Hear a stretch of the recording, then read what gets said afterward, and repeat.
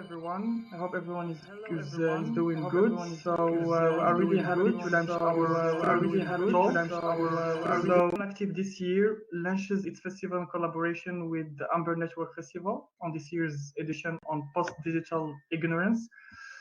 Amber Network Festival is taking place between the 10th March and the 16th of May 2021 at Uyun in Berlin and in the network nodes, which includes Amber Platform in Istanbul, Turkey, in Darag, Izmir, Turkey, New Media Society in Tehran, Iran, and Da Project in Shiraz, Iran, Connectif in Casablanca, Morocco, Bab in Khartoum, Sudan, Shahraban in Baalbek in Lebanon, Bishbek Contemporary in Bishbek, Lebanon also, and Adef between Cairo and Berlin.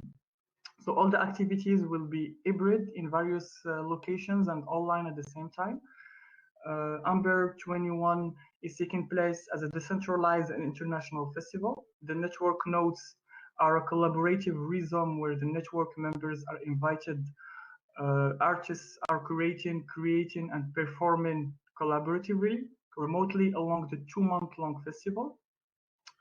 Amber 21 is produced by Uyun in Berlin in collaboration with Amber Platform in Istanbul and funded by the Berlin Senate's Habsburg Culture Fund. So this talk is gonna be in French. There will be a summary in English at the end of the talk, and we will add subtitles very, very soon. So Connectif tackles this theme from our context and local geographies, which is Morocco and North Africa more generally, and explores how can we decolonize this question of knowledge, ignorance, imaginaries in the post-digital era. So in this context, we welcome Salwa Luz Bolbina in this third talk, where she will talk about decolonization of epistemology, paradigms, and philosophy. Welcome, Salwa, between us, and you can go ahead.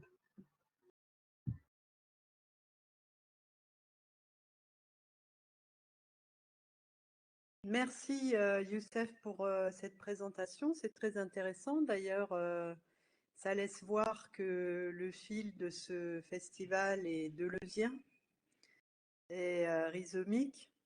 Justement, c'est très intéressant. Alors moi, la question de la décolonisation m'a intéressée en fait sur deux plans. Sur un plan politique et puis sur un plan épistémologique. Donc je me suis intéressée à ce que pouvait signifier la décolonisation dans une perspective politique et spécialement à l'intérieur du continent africain, c'est-à-dire ce que pouvait signifier la décolonisation après les indépendances, et puis d'autre part, donc comme philosophe, et puis d'autre part la question de la décolonisation des savoirs. Et en fait, la décolonisation des savoirs m'a beaucoup intéressée dans ses marges, en fait, dans les marges de ce qui est considéré comme savoir. Parce qu'on valorise évidemment, dans un contexte européen, puis plus largement occidental, un savoir qui est un savoir académique, un savoir qu'on peut appeler dans d'autres langues classiques, à l'exclusion d'autres types de savoirs. Et particulièrement dans le contexte francophone, parce que le contexte francophone, c'est un contexte dans lequel les différences dites disciplinaires sont extrêmement marquées. L'image, en fait, c'est l'image du bocage. Le bocage, c'est un type de plantation et un type d'organisation en fait agricole dans lesquels les champs sont bordés de haies et donc sont séparés par des barrières. Ce qui n'est pas le cas partout et ce qui n'est pas forcément le cas justement dans le contexte nord-américain dans lequel les sujets, enfin où les manières de les traiter sont organisées à partir des objets et non pas à partir des disciplines. Donc dans ce cadre-là, j'ai d'abord envisagé la décolonisation des savoirs je dirais de façon horizontale, c'est-à-dire en incluant, à mon sens, ce sont des éléments extrêmement importants, d'abord la littérature et ensuite les arts, et notamment les arts plastiques, mais en particulier aussi la musique, dont je dirais peut-être un mot, comme des éléments indispensables à prendre en compte si l'on veut véritablement concevoir philosophiquement la décolonisation des savoirs.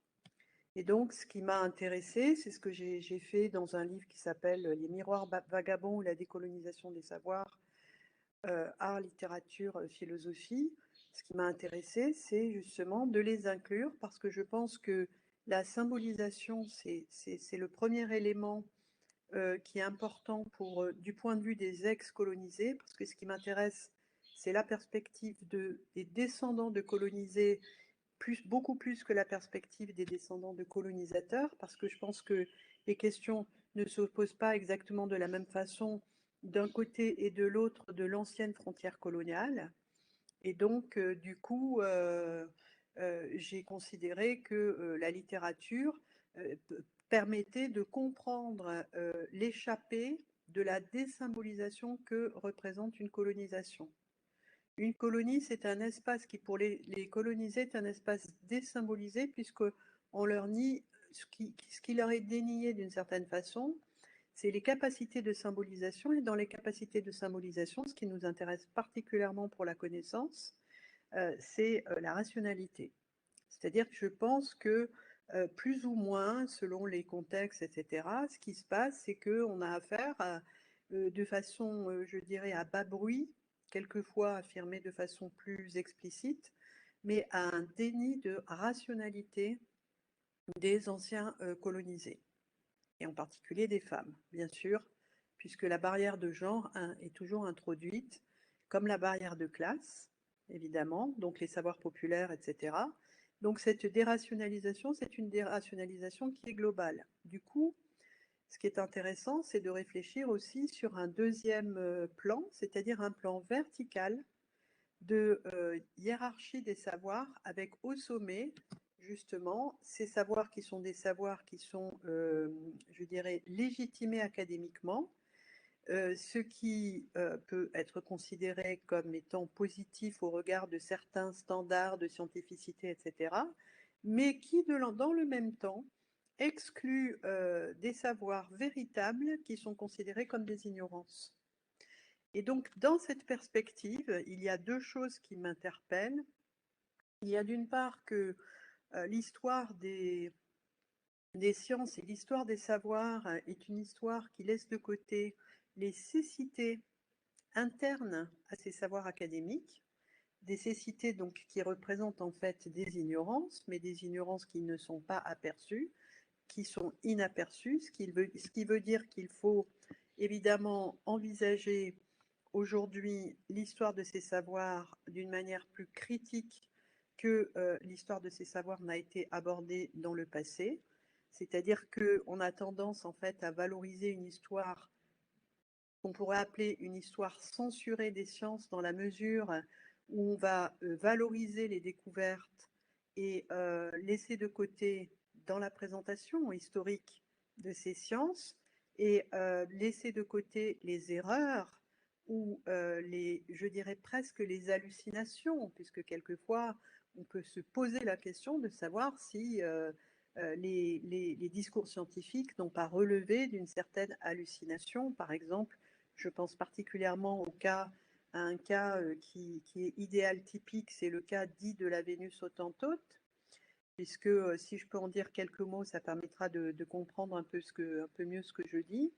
C'est-à-dire que la question de la Vénus Hottentote, elle a ceci d'interpellant pour une philosophe contemporaine telle que je le suis, que d'avoir été considérée comment dirais-je, comme un objet de science, dans l'objet d'une science qui rapportait quand même ses caractéristiques physiques, la couleur de sa peau et les caractéristiques de ses organes génitaux à des capacités d'intelligence, de rationalité, etc.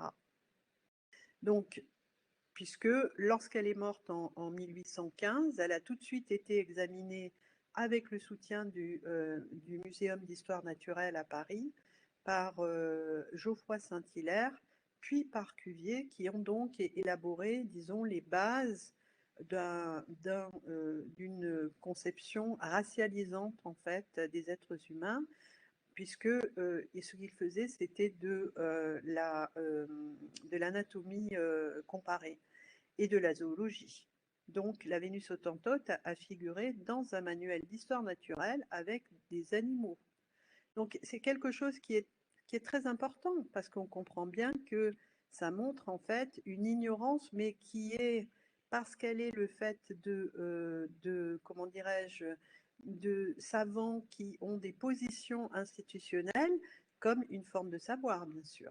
Donc on peut les critiquer de façon radicale. De l'autre côté, à l'inverse, c'est ce que j'évoquais dans cette hiérarchie des savoirs, avec au sommet ce qui serait la science et évidemment à la base ce qui serait l'ignorance.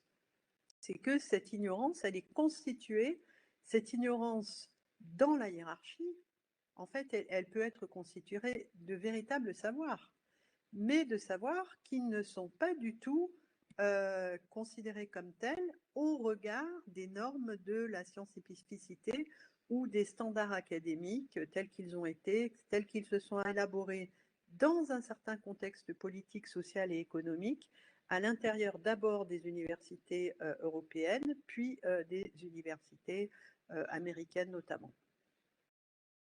Voilà ce que je voulais dire en guise de présentation. Merci beaucoup, Salwa, pour cette contextualisation en fait de ta présentation. C'est assez intéressant en fait de voir que la science en fait n'a pas été toujours savante, il faut le dire. Il y a eu beaucoup de zones d'ombre et beaucoup de choses dérangeantes en fait dans l'histoire de ce qu'on appelle la science aujourd'hui, surtout la science moderne. Donc, dans ce contexte, j'aimerais te poser quelques questions. La première serait, quand vous parliez d'orientation comme une forme de joug méthodologique, car elle évalue, ne permet pas forcément l'exploration, et elle serait responsable de la colonisation, du racisme, du sexisme, etc. La désorientation peut être considérée dans ce sens comme un paradigme, une nouvelle grille de lecture du réel, une manière d'assembler du sens et donc du savoir. Comment extraire de ce paradigme ce qui nous aveugle, ce qui a perpétué une certaine forme d'ignorance? Alors moi, je reprendrai, comme je suis une philosophe qui, à certains égards, est classique dans la mesure où j'ai reçu une formation classique, je commencerai pour qu'on comprenne vraiment bien la question, enfin celle que tu poses, Youssef. Je commencerai par rappeler ce qu'était le projet encyclopédique à la fin du XVIIIe siècle, c'est-à-dire l'encyclopédie conçue par d'Alembert et Diderot, et surtout Diderot. Même si Diderot est un philosophe qui est très intéressant. Il faut comprendre que, en fait, ce projet, c'est un projet cartographique de la connaissance. Et qu'ensuite, on est dans une ère post-encyclopédie, mais dont les éléments cartographiques sont toujours présents.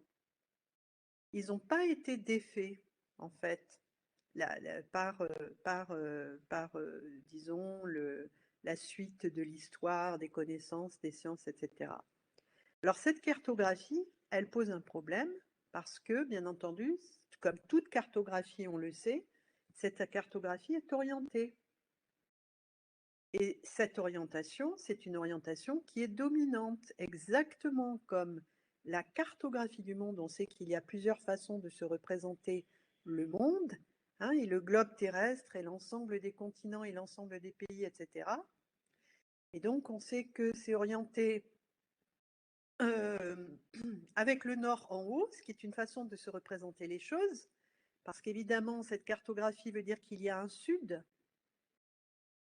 qui a un sens pour nous, parce que sur la carte, le sud, il est en bas. J'ai l'air de dire des choses qui sont, comment dirais-je, ou des détails, ou des choses banales, mais on voit toujours le sud en bas, on ne le voit pas en haut. Donc, comme on sait que notre perception, elle est orientée par la droite, la droite et la gauche, et par le haut et le bas, nos représentations symboliques. Ce n'est pas indifférent que le nord soit en haut. Et bon, je ne vais pas développer, bien sûr, sur la cartographie. Mais cette cartographie, bien sûr, quand on pense par exemple à la cartographie telle que j'ai pu y être initiée, par exemple au sein d'un cursus français d'enseignement.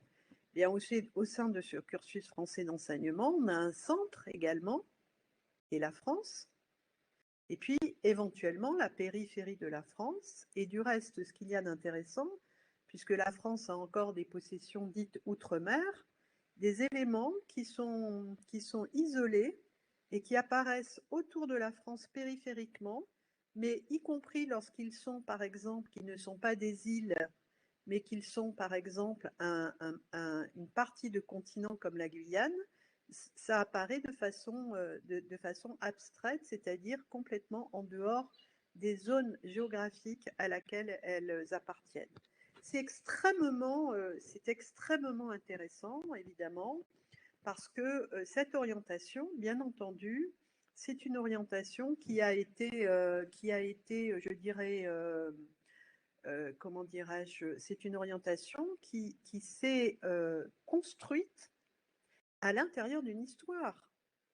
À l'intérieur d'une histoire qui était une histoire de conquête, de colonies d'abord des Amériques, c'était les premières, les vieilles colonies européennes, ce qu'on appelle les anciennes, ce qu'on a appelé les vieilles colonies, puis notamment à partir de 1830 pour la France, une colonisation du continent africain, la deuxième grande vague de colonisation, et donc aussi deuxième vague d'indépendance, puisque dans les Amériques, les indépendances commencent à la fin du XVIIIe siècle et puis jusqu'à la fin du XIXe siècle.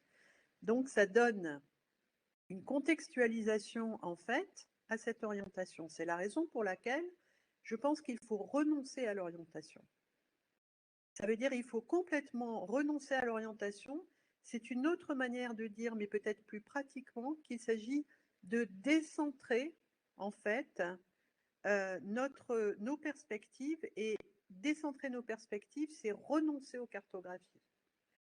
Dès lors qu'on veut cartographier le savoir, forcément, eh bien, on se retrouve dans ces problèmes liés à la cartographie, avec bien entendu l'existence de cartographies alternatives.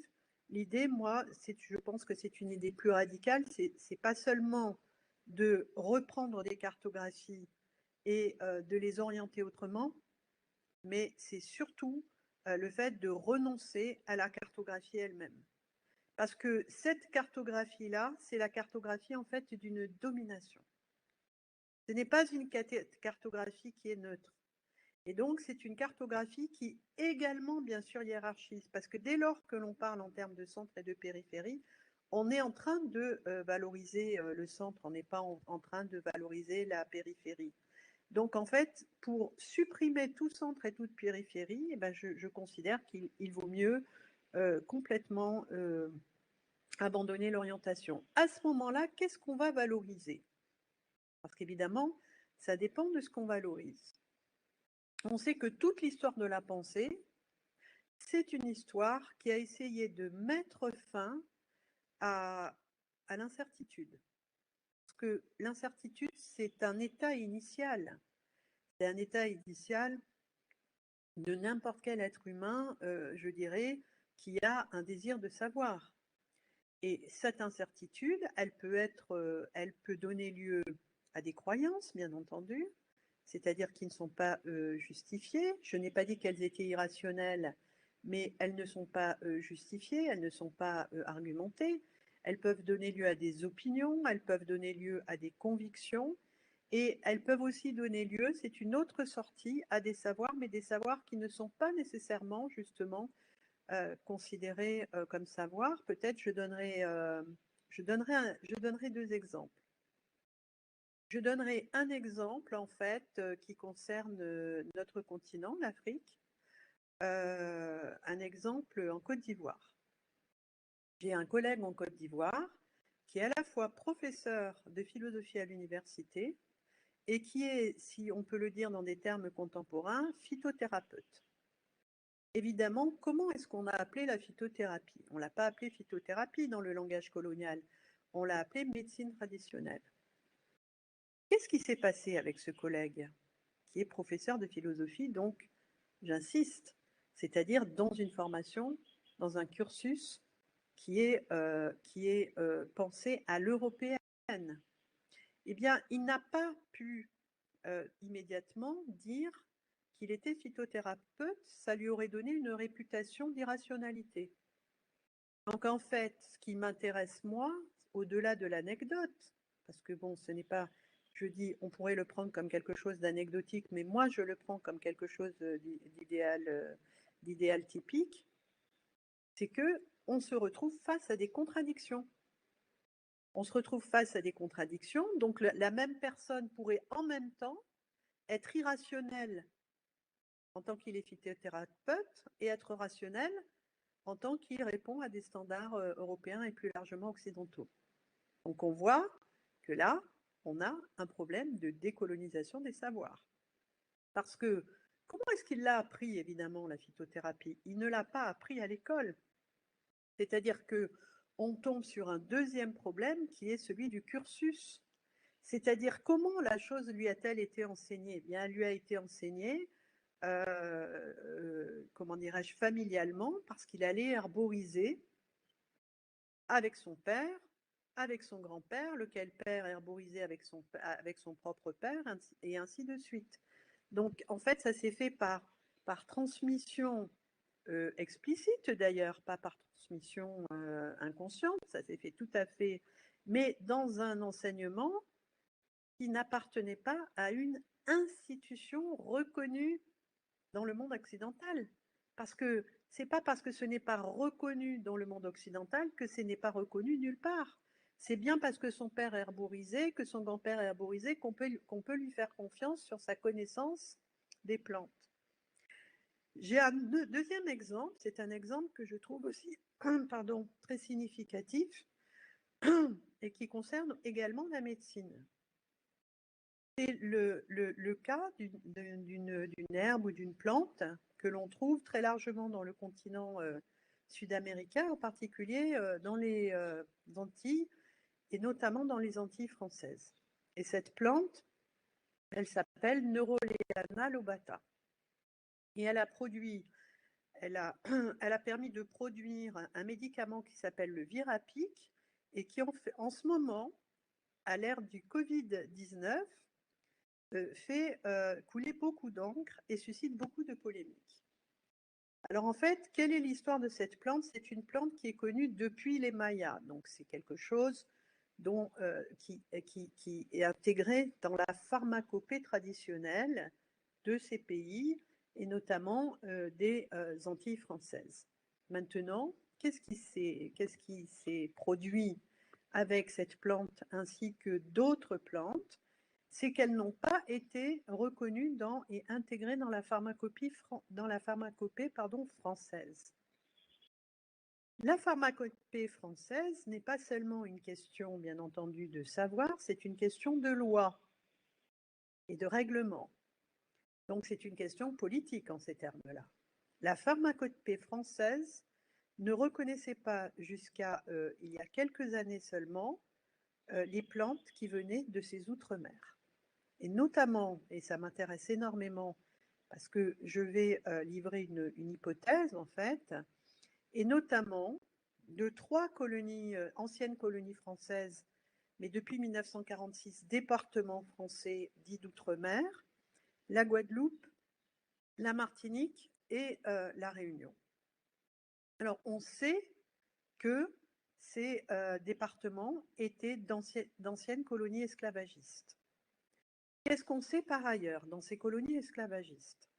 Que les maîtres et les propriétaires d'esclaves avaient peur de l'empoisonnement. C'était la première angoisse d'un maître de plantation, c'est d'être empoisonné, et c'est d'être empoisonné parce que, évidemment, les maîtres savaient bien que les esclaves, comment dirais-je, disposaient d'une pharmacopée. Mais laquelle? Quelle était cette pharmacopée? Quels étaient les remèdes qui étaient utilisés, qui pouvaient se transformer en poison? Il y a des choses qui sont très importantes parce qu'on le voit d'ailleurs par exemple à Haïti, mais je ne peux pas développer ici. Et donc, en fait, on peut comprendre, c'est une hypothèse interprétative, ce n'est pas une hypothèse explicative que je propose. C'est comment comprendre que jusqu'à une dizaine d'années à peu près, ou peut-être une quinzaine d'années, eh bien, les Français, donc les Français qui n'étaient pas seulement des scientifiques, bien sûr, des Français qui étaient des personnes qui décidaient de ce qui intégrait ou non la pharmacopée française, excluait par principe, et non pas par accident, 46 plantes aux propriétés médicinales qui venaient de ces anciennes colonies esclavagistes. Donc on comprend très bien que l'ancienne frontière, c'est-à-dire la frontière d'une part entre les maîtres et les esclaves, dont on sait que ces esclaves étaient déportés du continent africain. Ces esclaves n'arrivaient pas sans rien, ils n'arrivaient pas sans connaissance, ils arrivaient avec eux-mêmes, leurs traditions, etc. Même si le régime plantationnaire a cherché, bien entendu, à détruire ces connaissances, ces liens, les noms, etc. Deuxième chose, entre un centre métropolitain et les colonies. Puis troisième chose, bien entendu, entre les savoirs métropolitains, qui sont considérés comme de véritables savoirs, et les savoirs non métropolitains, qui sont considérés comme étant dangereux et de gens qui peuvent être dangereux. Donc c'est extrêmement éloquent. Il a fallu le combat d'un activiste, un pharmacien guadeloupéen du nom de Henri Joseph. Ce pharmacien a dû prendre un avocat à ses frais pour lutter pour l'intégration de cette pharmacopée entre guillemets alternative à l'intérieur de la pharmacopée française. Sinon, il n'avait pas le droit d'exploiter ces plantes pour en faire des médicaments.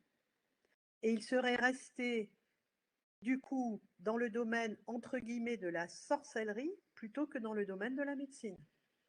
Il fait une énorme différence. Parce qu'à ce moment-là, ces plantes n'auraient pas été considérées de la même façon. Et donc, son activité non plus. Donc, ces deux cas montrent, bien entendu, ce qui se joue, pour moi, c'est vraiment très important, c'est-à-dire quelles sont les formes de rationalité que, par exemple, une institution est capable d'intégrer, et est-ce qu'il faut absolument qu'une institution intègre ces formes de rationalité pour que ces formes de rationalité soient reconnues. Le dernier point, c'est l'enjeu économique, puisqu'on sait qu'il y a des plantes qui ont été brevetées, des plantes dites traditionnelles, qui ont été brevetées par des laboratoires internationaux occidentaux, ce qui, du coup, empêche les praticiens traditionnels de pouvoir les exploiter sans avoir à devoir quelque chose à ces entreprises pharmaceutiques qui ont déposé les brevets de l'exploitation de ces plantes. Merci beaucoup. J'aimerais bien en fait rebondir par rapport en fait à ce que tu viens de dire et ça rejoint en fait un peu la prochaine question en fait. C'est justement en fait la frontière, disons entre le savoir populaire ou bien un savoir en fait qu'on considère disons alternatif qui n'est pas forcément académique et les frontières entre métropole et colonie, c'est-à-dire cette corrélation en fait un peu ambivalente entre les deux. Ma question, en fait, est-ce qu'il y aurait une sorte de corrélation entre un illettrisme et un savoir direct de la vie? C'est-à-dire que ces cultures, disons, ancestrales ou bien qui ne se fiaient pas forcément en fait, à la lecture ou bien à l'écriture, mais qui se fiaient plus à l'expérimentation pour savoir, par exemple, quelle plante fait quel effet. Et éventuellement, ce savoir était principalement oral et se transmettait en fait de génération en génération, pas forcément écrit quelque part. Donc, est-ce qu'il y aurait en fait un rapport entre une sorte de savoir direct de la vie, c'est-à-dire d'expérimentation, et une sorte de rejet d'écriture ou de lecture? Est-ce qu'il y a un rapport ou non? Alors, je commencerai par quelque chose qui a l'air un peu lointain, mais qui est quand même au cœur de ce sujet, c'est la question de la généalogie.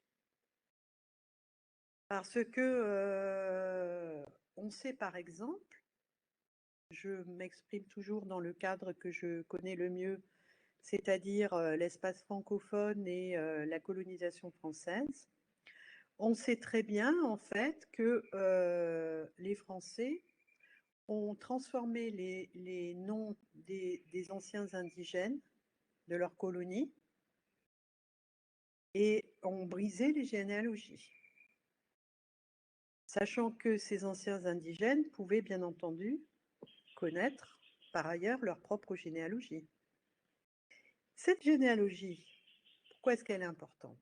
Parce que d'une part, une colonie, c'est une destruction des liens généalogiques.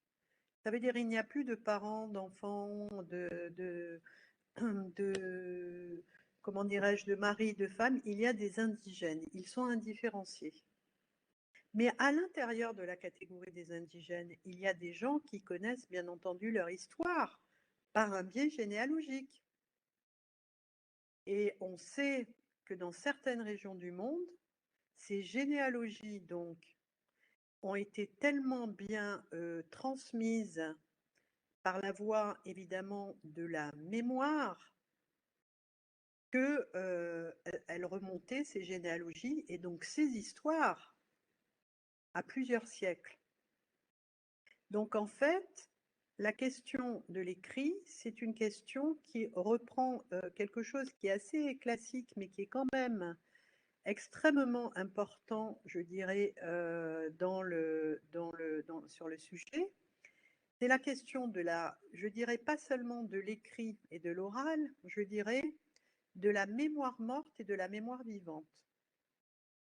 Parce que par exemple, une archive qui n'est pas traitée, c'est une mémoire morte. Elle ne vaut rien tant que quelqu'un ne vient pas en faire quelque chose. Tandis que dans la mémoire vivante, qui a évidemment, qui peut avoir ses limites, il ne s'agit pas du tout de le nier, puisque elle présente chacune des avantages et des inconvénients, eh bien, je dirais la mémorisation fait l'objet de telles contraintes aussi d'enseignement, la moindre erreur est sanctionnée, de telle sorte qu'elle ne devienne jamais, qu'elle ne puisse jamais devenir soit une mémoire erronée, soit une mémoire morte. Donc ça veut dire que la fiabilité n'est pas seulement liée, bien entendu, à l'écrit. La fiabilité, elle est liée au mode d'apprentissage. Et c'est quelque chose qui est très important, qu'on connaît évidemment, bien sûr, par exemple, dans les régions musulmanes du monde, quand il s'agit pour les musulmans qui vont à l'école coranique, d'apprendre le Coran en entier et de pouvoir réciter le Coran à la lettre, sans aucune modification du texte primitif. Donc là, on a un type de formation dans laquelle ce qui m'intéresse, c'est le type de formation, c'est pas le contenu, mais dans laquelle il y a bien un texte écrit, mais sauf que ce texte écrit, il faut l'avoir dans la tête. Parce que si on l'a pas dans la tête, eh bien, ce n'est plus un texte qui parle, c'est une mémoire morte. C'est ce qui permet de comprendre l'apprentissage de l'école coranique. Donc, je trouve qu'il y a des éléments qui sont très importants à rappeler, d'autant qu'aujourd'hui, et notamment avec le développement d'Internet, d'une certaine façon seulement, eh bien, ce qui est développé, c'est la mémoire morte. C'est-à-dire que Internet, bien entendu, c'est un réseau qui est absolument extraordinaire, puisque, évidemment, moi j'ai connu l'âge des bibliothèques où il fallait trouver les livres, etc., etc. J'ai connu l'époque où on n'avait pas, il ne fallait pas seulement, il fallait prendre des notes, on ne pouvait pas cliquer et avoir immédiatement un contenu, mais quand on clique et qu'on a immédiatement un contenu, on n'a plus besoin de s'en rappeler. La question maintenant, aujourd'hui, c'est la question de savoir quel mode d'apprentissage eh bien, Internet doit-il susciter? Parce qu'évidemment, c'est le mode d'apprentissage qui compte, c'est pas seulement la ressource, puisque chaque type de ressource va susciter un mode d'apprentissage. C'est ça qui est intéressant dans une ère post-digitale. Parce que du coup, l'ignorance, évidemment, elle peut avoir un rapport avec l'oubli. Ça veut dire quelque chose que je n'intègre pas lorsque je dois réfléchir à ceci, ceci et cela. Donc là, on trouve un autre type en fait de problème. Je sais pas, je ne pense pas que ce problème il a été véritablement posé dans des termes épistémologiques, puisqu'on a plutôt compris, disons, Internet, pour le dire vite, comme une ressource, plutôt que comme finalement l'éclosion de nouveaux problèmes auxquels il faut trouver des types de réponses, de nouveaux types de réponses, de nouveaux types de signification, sachant que, évidemment, l'accès à Internet dépend de la question du niveau, enfin, comment dirais-je, du fait d'être lettré.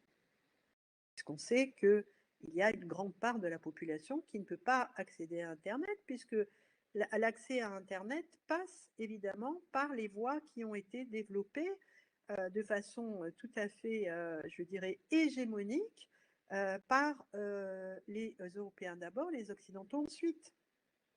Et donc, on se retrouve avec un problème nord-sud qui est un problème dont on doit prendre compte sur le plan du savoir, sachant que néanmoins, on sait que dans d'autres domaines, je le dis en contrepoint, que sur d'autres plans, par exemple, le continent africain présente de plus grandes, comment dirais-je, avancées ou d'initiatives ou de pratiques novatrices qu'en Europe ou dans le monde occidental. Je réponds un peu rapidement là à la question. Oui, d'accord, merci. Donc, la première question, en fait, elle concerne plus, en fait, la science, plus la technologie, grosso modo. C'est-à-dire, aujourd'hui, on peut pas parler, en fait, de science, notamment, en fait, de sciences dures, sans parler de technologie. C'est-à-dire, les outils scientifiques aujourd'hui sont principalement caractérisés, en fait, par le développement technologique des outils, qui nous permettent, en fait, d'accéder de plus en plus, en fait, en profondeur à la réalité, notamment les microscopes, les lasers, les télescopes, etc. Et donc, quel rôle jouent ces technologies en fait dans l'instauration d'une certaine ignorance et d'un certain savoir, notamment à croire que le savoir ne peut se faire qu'au biais de l'outil, c'est-à-dire qu'au biais de la technologie. Accéder au réel n'est possible qu'en distanciant l'être du réel. C'est-à-dire c'est ce qu'on remarque aujourd'hui en fait dans les laboratoires scientifiques. De même avec la population dite scientifique, c'est-à-dire ce que vous venez en fait de citer en fait durant votre intervention, l'usage des technologies inhérent à notre société aujourd'hui. Est-ce que cela ne crée-t-il pas une certaine désorientation dans le sens mauvais du terme, si je peux le dire de cette manière, c'est-à-dire de l'ignorance et ne permet pas forcément accéder au réel et à la vie? Je ne sais pas si c'est beaucoup de questions en même temps, mais... Oui, mais je vais tâcher d'y répondre. En fait, je reprendrai avec deux choses qui m'apparaissent tout à fait fondamentales pour cette question. Les deux choses, c'est d'une part que la connaissance, au sens européen du terme, a été considérée comme une forme de vision. Et donc, que ce qui a été privilégié, c'était la vision. D'autant que la vision suppose de la distance avec les objets de vision. Donc, il y a d'une part la valorisation d'un sens comme étant le sens métaphorique, disons, de la connaissance, ce qui va faire que on va pouvoir parler par exemple des Lumières pour définir la philosophie du XVIIIe siècle, ou pour la qualifier plus exactement, sachant que les Lumières, c'est les Lumières de la connaissance. Donc on raisonne en termes de vision. Ça, c'est extrêmement important. Le deuxième point, c'est que c'est ce qui permet, je reprends sur la question de l'anatomie que j'évoquais tout à l'heure à propos de la Vénus hottentote, c'est que en Europe, excuse-moi, dans toute l'Europe, étant donné que le paradigme même de la connaissance, c'était celui de la vision, on a voulu explorer le corps humain en le voyant, en l'examinant. Et qu'est-ce qui s'est passé? Il s'est passé quelque chose de tout à fait décisif dans l'histoire de la connaissance européenne, c'est que le corps humain vivant a été nécessairement, puisqu'il fallait voir à l'intérieur, il a été conçu, traité, connu à partir du corps mort. C'est un paradoxe. C'est la dissection des cadavres qui a permis l'élaboration des connaissances anatomiques. Et l'élaboration de ces connaissances anatomiques, elle a été considérée sous un troisième prisme qui s'est développé au XVIIe siècle, c'est le prisme du mécanisme, donc de la technologie. Ça veut dire que l'idée d'un corps-machine, c'est l'idée que le corps est une espèce de machine animée. Mais pourquoi est-ce que ce corps a pu être conçu comme une machine? Eh bien parce que il était conçu comme un assemblage d'éléments tels qu'on pouvait les disséquer dans un cadavre. Donc ça donne quelque chose qui est très particulier et qui a des conséquences aujourd'hui encore. Je vais donner un exemple. On sait qu'il y a des pratiques qui ont été considérées comme des pratiques qui ne relevaient pas de la médecine et qui aujourd'hui peuvent d'ailleurs relever de l'exercice illégal de la médecine, c'est-à-dire des pratiques dites en français de massage, parce qu'on préfère le terme massage au terme de soins, comme on préfère le terme dialecte, par exemple arabe dialectal, au terme de langue, c'est-à-dire massage est une dévalorisation en fait d'une certaine pratique. Et donc, en fait, aujourd'hui, qu'est-ce qui se passe? Il y a des scientifiques européens, des savants européens, qui cherchent à montrer, en présentant des images, grâce à ces instruments IRM, etc., qui ont été développés technologiquement, les effets du toucher sur l'être humain et notamment sur le plan neurologique. Parce que les Européens considèrent que si on ne voit pas l'effet, on ne peut pas savoir qu'il y a un effet de ces massages sur le corps humain. Je parle de recherches qui sont des recherches contemporaines. Ça veut dire, qu'est-ce que ça veut dire? Ça veut dire que les Européens qui se pensent toujours à la pointe, ou les Occidentaux, qui se pensent à la pointe du savoir, ont ignoré, non pas seulement pendant des siècles, mais pendant des millénaires, des pratiques qui se fondaient sur autre chose. Elles se fondaient sur l'examen du corps vivant. Et comme elles reposaient sur l'examen du corps vivant, elles reposaient sur le toucher. On n'a pas besoin du toucher avec un corps mort. On a besoin du toucher avec un corps vivant. Donc, le paradigme est complètement différent, le paradigme du toucher, le paradigme du contact, en fait, il est complètement différent parce qu'alors, on envisage le corps non pas comme une disposition d'organes, mais comme un ensemble, en fait, de flux et de circulation, qu'on peut nommer par exemple comme étant les méridiens, mais de flux et de circulation, évidemment, qui ne sont pas du tout intégrés dans les savoirs européens et occidentaux. Donc là, on a bien compris qu'on a évidemment un paradigme hégémonique, celui qui fonde par exemple la chirurgie, qui est très intéressant, parce que la chirurgie, elle repose bien entendu sur cette conception européenne du corps humain à partir du cadavre, de la dissection, etc. Ce qui a du reste donné lieu à un certain nombre de ce qu'on pourrait appeler des œuvres d'art, entre guillemets, c'est-à-dire que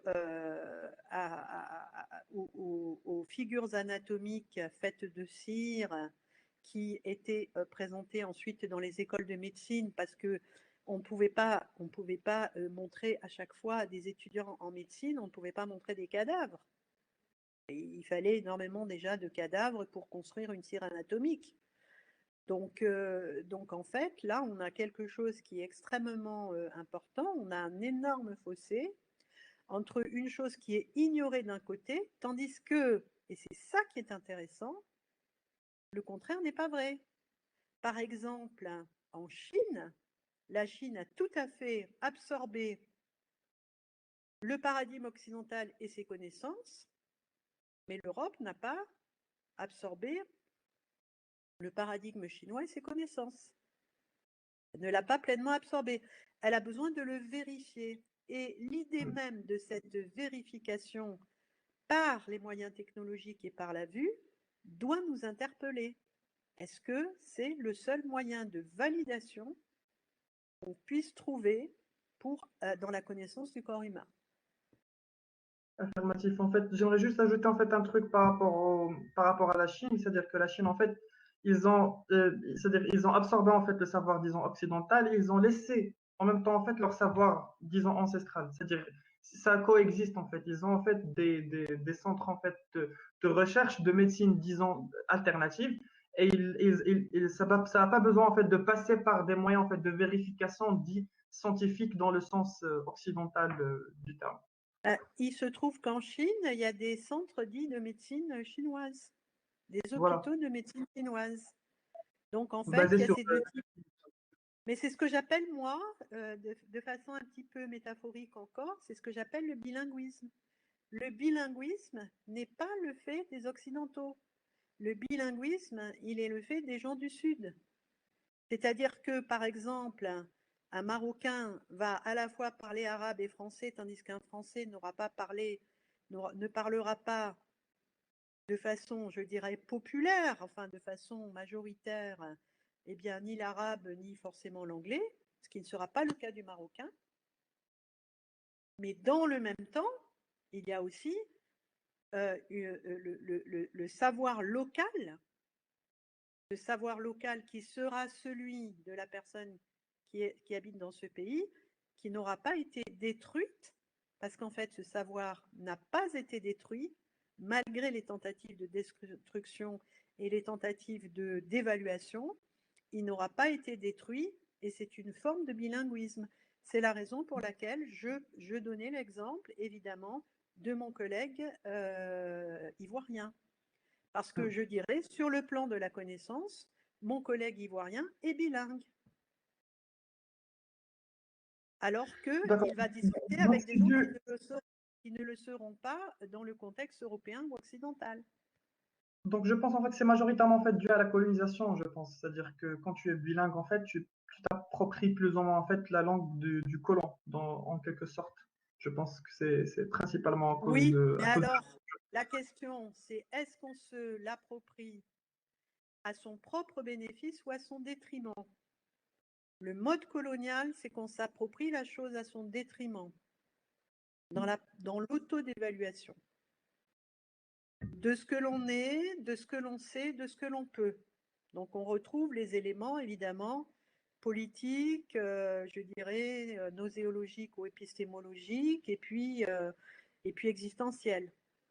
Tandis que la décolonisation, c'est bien sûr qu'on se l'approprie, mais à son propre bénéfice, et avec les transformations que les modèles supposent, notamment dans l'évaluation des modèles.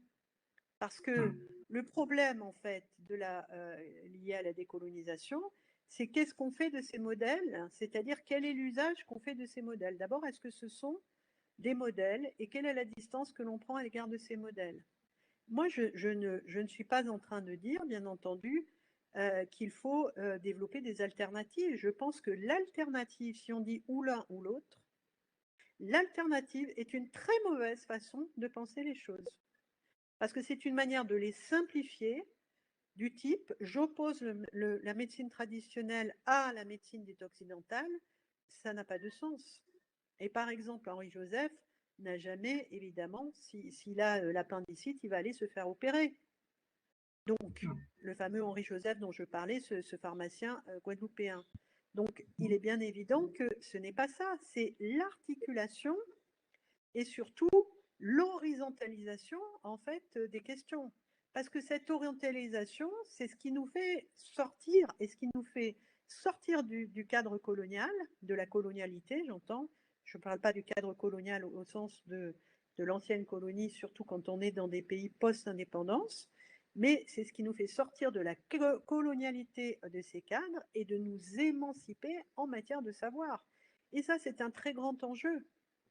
C'est un très grand enjeu parce que ça suppose des modifications, des innovations, des initiatives et forcément des transformations. Ça veut dire que je considère que la décolonisation, c'est un processus qui est un processus de changement, c'est un mouvement.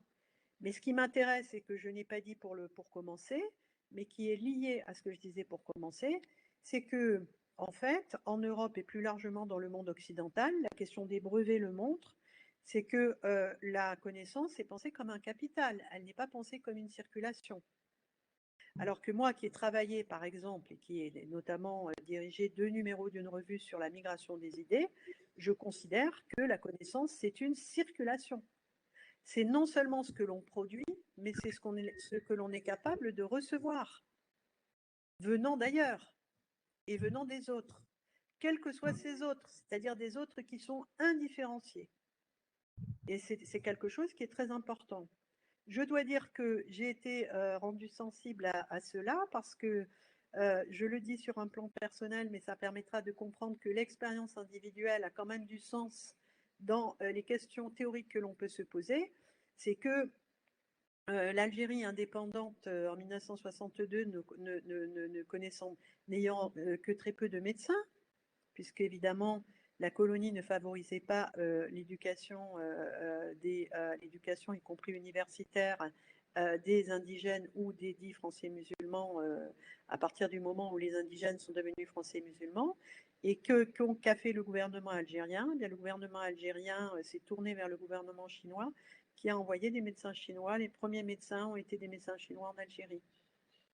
Ça montre qu'il y a des circulations aussi post-indépendance qu'il faut interroger. Quel est l'effet de ces pratiques, etc. C'est un type de travail qui n'a pas été fait. Je ne suis pas en train de dire « Ah, quelle bonne idée, c'était la solution ». Je suis en train de dire que, évidemment, dans ces pays, il y a des questions qui se trouvaient posées et que les réponses à ces questions doivent nous interroger, qu'il devrait y avoir des histoires qui sont faites, par exemple, des histoires par des historiens. Une histoire de la médecine, par exemple, je ne sais pas, moi, en Afrique du Nord, après les indépendances ou des choses de ce genre. Moi, je serais très désireuse de lire des choses comme ça et d'apprendre des choses qui me permettraient de mieux concevoir la décolonisation des savoirs. D'accord, donc on passe à la prochaine question. Par rapport à la question en fait de l'ignorance, c'est-à-dire entre une certaine ignorance primaire qu'on peut considérer comme ne pas savoir écrire et lire, et l'absence d'assimilation des savoirs, c'est-à-dire incompréhension et désintégration du savoir, et la non-appréhension des perspectives et des paradigmes, c'est-à-dire ne pas voir au-delà de sa bulle subjective, peut-on parler d'une hiérarchisation des ignorances à l'ère post-digitale? Si oui, comment? Alors la chose qui est intéressante, c'est qu'il y a toujours plusieurs formes d'ignorance. Et l'ignorance absolue n'existe pas. Parce que l'ignorance absolue, c'est un fantasme de la virginité, en fait, de la terre vierge. Et on partirait de l'ignorance absolue, et puis petit à petit, comme ça, on se développerait, on aurait... Alors qu'on a des formes d'ignorance qui se manifestent, par exemple, par des résistances. Des résistances internes qui font que nous savons quelque chose, mais nous ne le savons que par ailleurs. Ça veut dire c'est comme un savoir mort. Autrement dit, c'est quelque chose dont je ne vais pas faire usage parce que les barrières internes m'empêchent d'en faire usage. Dans les processus d'apprentissage, moi comme j'enseigne évidemment la philosophie, je peux vraiment l'observer. On peut l'observer chez les autres, on peut l'observer en soi-même, bien entendu. Ça, c'est la première chose. C'est-à-dire que toutes les ignorances ne se ressemblent pas. Mais en même temps, il y a toujours de l'ignorance. C'est ce que j'évoquais tout à l'heure. C'est ce que j'évoquais en parlant, par exemple, d'une certaine cécité. Parce que, par exemple, si je considère que la médecine chinoise, ce n'est pas véritablement de la médecine, mais c'est du massage, eh bien, ce que j'exprime, c'est une résistance et une forme de cécité. La résistance et la cécité sont liées. Si je dis cécité, il est bien clair que je m'exprime dans le cadre du langage européen dans lequel la connaissance est une lumière. Donc, si je dis cécité, ça veut dire que, évidemment, je ne vois rien. J'ai un aveuglement, en fait. Et ces aveuglements sont importants. Maintenant, il y a une deuxième question qui m'apparaît tout à fait centrale, et notamment dans le continent africain.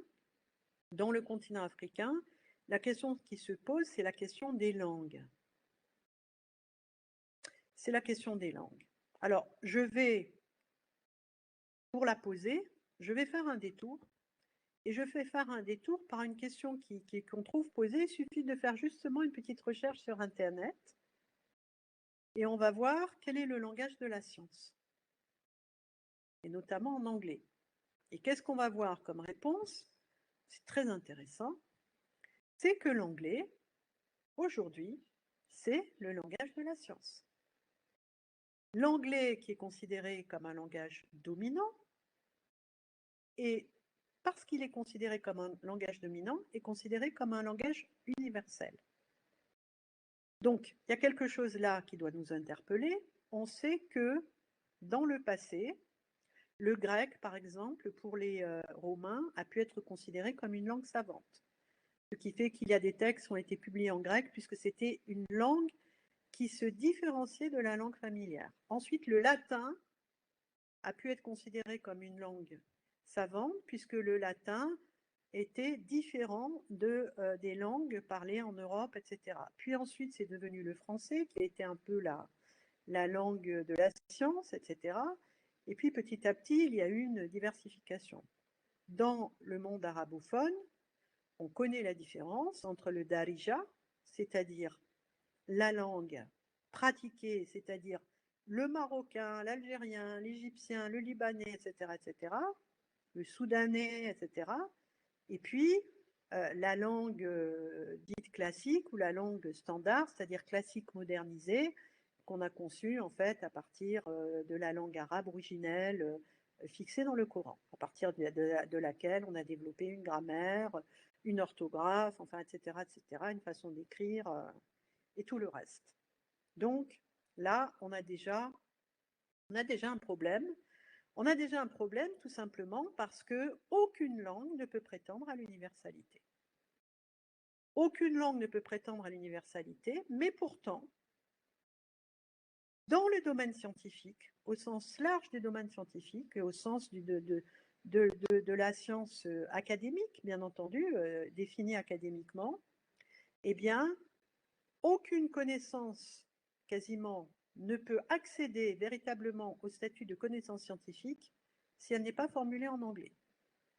Donc, ce qui est demandé, en fait, aux non-anglophones, c'est de devenir anglophone. Donc, on voit très bien, en fait, que la question d'ordre épistémologique se transforme en question politique. Parce que la question de la langue, c'est une question politique.